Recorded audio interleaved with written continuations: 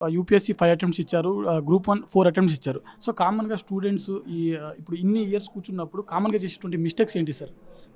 First thing syllabus మీద అవగాహన తీసుకోకుండానే preparation start చేసేసి ఎగ్జామ్స్‌కి అప్లై చేస్తుంటాము.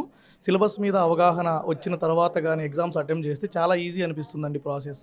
సిలబస్ మీద అవగాహన అంటే సిలబస్ పేపర్ మన వెబ్‌సైట్‌లలో దొరుకుతాయి. ఏ ఎగ్జామ్ ప్రిపేర్ అయినా any government exam right from group 1 to UPSC, group 2 మనం సిలబస్ పేపర్ తీసుకొని సిలబస్‌లోని ప్రతి పదాన్ని గనుక క్షుణ్ణంగా అర్థం చేసుకోగలిగితే ప్రిపరేషన్ చాలా ఈజీగా అవుతుంది.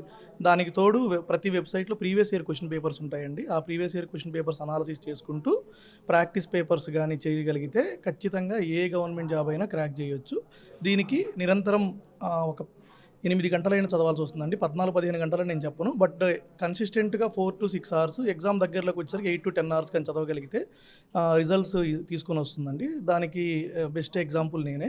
ఎగ్జామ్‌కి దగ్గరలో నేను ఒక 10+ అవర్స్ చదువుంటాను. ఎగ్జామ్ లేని టైంలో లైక్ స్టేట్ సర్వీసెస్ వచ్చి నోటిఫికేషన్స్ చాలా డిలేడ్‌గా ఉంటాయి. ఎగ్జామ్స్ లేని టైంలో డైలీ సస్టైనబిలిటీ ఉండాలి. అంటే ప్రిపరేషన్ పోకుండా సెల్ఫ్ మోటివేషన్ తోటి ఒక 4 అవర్స్ అట్లా చదివేవాడిని. నోటిఫికేషన్ వచ్చినప్పుడు 8+ అవర్స్. ఇంకా ఎగ్జామ్ దగ్గరలో అది ఆల్మోస్ట్ 14 అవర్స్ దాకా కూడా ప్రిపరేషన్ ఎళ్ళేది.